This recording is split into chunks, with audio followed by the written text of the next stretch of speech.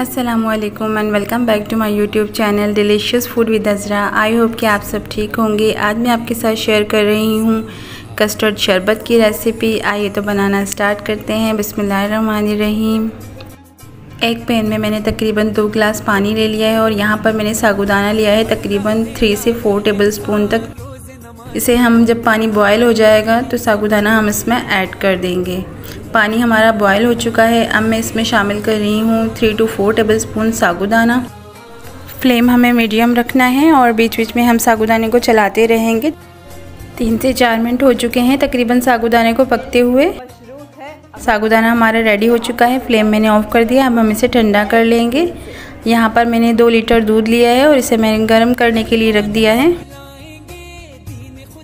दूध हमारा गर्म हो चुका है। अब मैं इसमें 1 कप के बराबर शुगर ऐड कर रही हूँ। आप अपने टेस्ट के मुताबिक ऐड कर सकते हैं। इसे हम अच्छे से मिक्स कर लेंगे ताकि शुगर हमारा डिज़ोल्व हो जाए। यहाँ पर मैंने 2 टेबलस्पून स्ट्रॉबेरी कस्टर्ड पाउडर लिया है। कस्टर्ड पाउडर में थोड़ा सा मिल्क ऐड करके हम इसे अच्छे से मिक्स कर लेंगे। ठंडे दूध में हमें मिक्स करना है और हम इसे अच्छे से मिक्स करेंगे ताकि कोई लम्स ना रहे।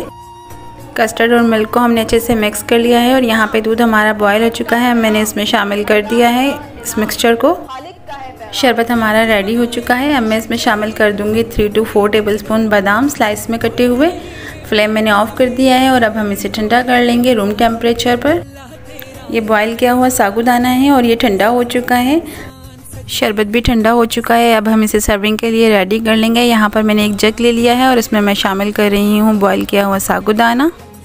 अब मैं इसमें बनाना जेली ऐड कर दूँगी। पाइनएप्पल जेली ऐड करेंगे। तुकबलंगा ऐड करेंगे इसके अंदर।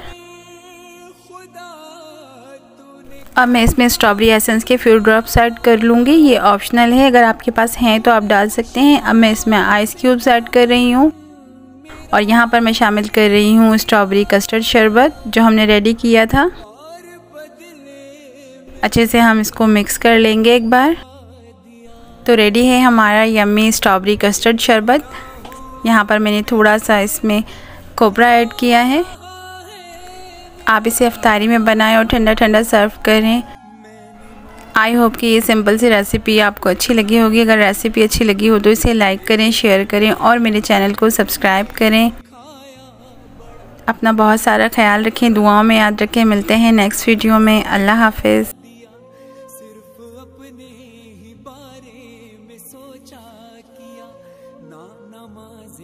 पढ़ी ना ही रोजा रखा और इबादत का हक अदा ना